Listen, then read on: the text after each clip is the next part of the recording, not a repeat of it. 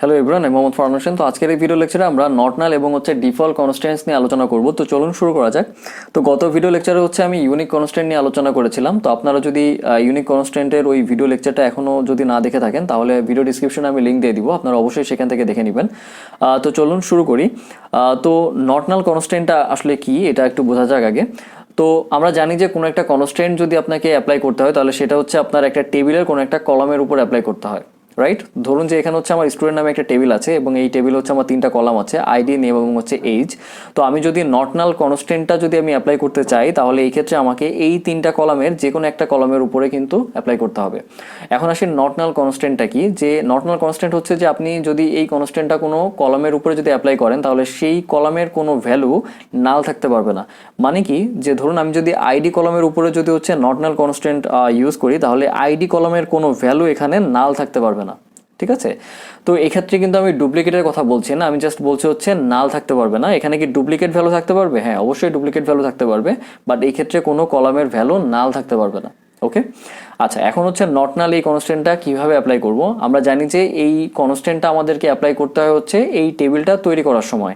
তো এখানে এই যেই এসকিউএল যে কমান্ডটা দেখতে পাচ্ছেন, এটা আপনার টেবিল ক্রিয়েশনের যে কমান্ড সেটা। তো আমরা ইউনিক কনস্ট্যান্টের সময় এই ক্রিয়েশনটা দেখেছিলাম। তো এখানে আবার একটু বলে রাখি যে ক্রিয়েট টেবিল মানে একটা টেবিল তৈরি করার কমান্ড। আমরা কোন টেবিল তৈরি করতে যাচ্ছি? স্টুডেন্ট নামে একটা টেবিল তৈরি করতে যাচ্ছি, যেখানে আমার 3টা কলাম থাকবে, আইডি, নেম এবং এজ। যেখানে আইডি ইন্টিজার, নেম ভার্কার এবং এজ ইন্টিজার।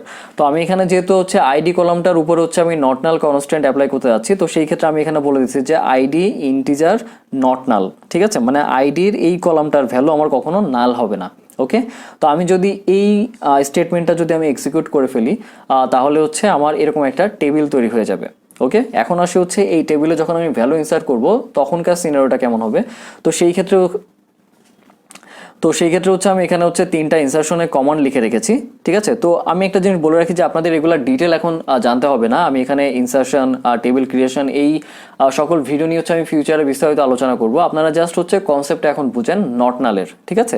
আচ্ছা, তো প্রথমে আমি কি করছি যে ইনসার্ট ইনটু স্টুডেন্ট, আমি স্টুডেন্ট টেবিলে একটা ভ্যালু ইনসার্ট করতে যাচ্ছি আইডি, নেম এবং এজ কলামে, যেখানে আমি ভ্যালু দিয়েছি আইডির জন্য 1, নেমের জন্য দিয়েছি ফারহান, এজের জন্য দিয়েছি 18। তো আমি যদি এই স্টেটমেন্টটাকে যদি রান করি বা এক্সিকিউট করি, এই যে জাস্ট প্রথম লাইনটা, তাহলে সেই ক্ষেত্রে আমার এই টেবিলে যে ভ্যালুটা ইনসার্ট হবে সেটা এরকম। আইডির জন্য কত দিয়েছিলাম? আইডির জন্য দিয়েছিলাম কত? 1। নেমের জন্য আমি কি লিখেছি? নেমের জন্য আমি লিখেছি ফারহান, তাহলে এখানে আসবে ফারহান। এজের জন্য আমি কত দিয়েছি? 18, তাহলে এজের এখানে আসবে কত?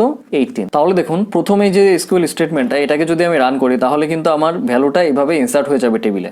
ওকে, এখন আসে দ্বিতীয় যে এসকিউএল স্টেটমেন্টটা আছে, এটা ইনসার্ট ইনটু স্টুডেন্ট, নেম এবং এজ। দেখুন এই ক্ষেত্রে কিন্তু আমি আইডিটা নেইনি। তো নেমের ক্ষেত্রে আমি কি দিয়েছি? জিসান, তাহলে এখানে যদি আমি লিখি তাহলে জিসান আসবে এবং এজের জায়গায় কি আসবে? 20, এখানে আসবে 20। তো এই ক্ষেত্রে দেখুন আমি কিন্তু আইডির জন্য কিন্তু কোনো ভ্যালু আমি ইনসার্ট করছি না, তাহলে সেই ক্ষেত্রে কি আমার আইডির এখানে কি যাচ্ছে? ফাঁকা থাকতেছে, মানে নাল থাকতেছে, তাই না? তো এটা কিন্তু অ্যালাউ না, কারণ আমি যেহেতু আইডি কলামের উপরে নট নাল কনস্ট্যান্ট অ্যাপ্লাই করেছি, তাহলে সেই ক্ষেত্রে আমাকে এখানে কোনো না কোনো ভ্যালু আমাকে ইনসার্ট করতে হবে, সেটা ডুপ্লিকেট হলেও আমাকে ইনসার্ট করতে হবে। তো আমি যদি এখন নিচের এই এসকিউএল স্টেটমেন্টটা যদি আমি রান করি তাহলে কি আসছে? যে ইনসার্ট ইনটু স্টুডেন্ট, আইডি এখানে বলা আছে 1, এখানে নেমের দেওয়া আছে জিসান এবং এজের জন্য দেওয়া আছে 20। তো এই এসকিউএলটা যদি আমি রান করি তাহলে এখানে আমার যে ভ্যালুটা ইনসার্ট হবে সেটা 1, আর নেমের জায়গায় কি আছে? জিসান, আর এজের জায়গায় কত আছে? 20। তাহলে দেখুন আমার এটা কিন্তু সাকসেসফুলি ইনসার্ট হয়ে যাবে টেবিলে, বাট আমি দ্বিতীয় লাইনে যেটা লিখেছি এটা কিন্তু আপনার ইরর দেখাবে। এই যে এরকম একটা ইরর আসবে যে can not insert the value null into column ID, কারণ কি আমি আইডি কলামের উপরে নট নাল কনস্ট্যান্ট ব্যবহার করেছি। তো সেই ক্ষেত্রে আমার আইডি কলাম কখনো নাল থাকতে পারবে না। আচ্ছা, তো এখন আমরা ডিফল্ট কনস্ট্যান্ট নিয়ে আলোচনা করব। তো চলুন শুরু করা যাক।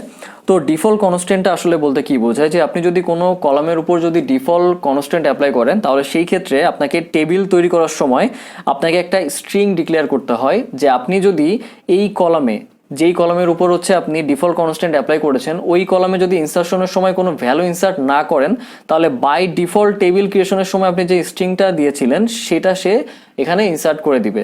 সেটা কেমন সেটা একটু দেখা যায়। তো আমরা জানি যে হচ্ছে একটা কনস্ট্যান্ট অ্যাপ্লাই করতে হচ্ছে টেবিল ক্রিয়েশনের সময়। তো এখানে এই যে একটু আগে যেটা দেখালাম যে টেবিল ক্রিয়েশনের যেই কমান্ডটা সেটা হচ্ছে এখানে লেখা আছে। এখানে হচ্ছে আমি অত ডিটেলস আলোচনা করছি না, এখানে জাস্ট সেম এক্সাম্পলটা আমি নিয়েছি, আইডি, নেম এবং হচ্ছে এজ।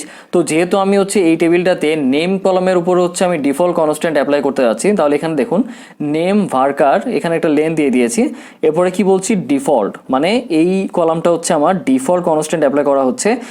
ভিতরে একটা স্ট্রিং লিখেছি দেখুন, নো ভ্যালু ইনসার্টেড, ঠিক আছে, একটা সিঙ্গেল কোটের মধ্যে লিখে দিয়েছি নো ভ্যালু ইনসার্টেড। মানে কি, আমি যদি এই নেম কলামে যদি কোনো ভ্যালু ইনসার্ট না করি তাহলে বাই ডিফল্ট এই স্ট্রিংটা হচ্ছে আমার এই টেবিলে এই কলামের এখানে স্টোর হয়ে যাবে। ওকে, তো সেটা এখন একটা এক্সাম্পলের মাধ্যমে বোঝা যাক। যে এখানে দেখুন আমার হচ্ছে 3টা ইনসারশন এসকিউএল কমান্ড লেখা আছে।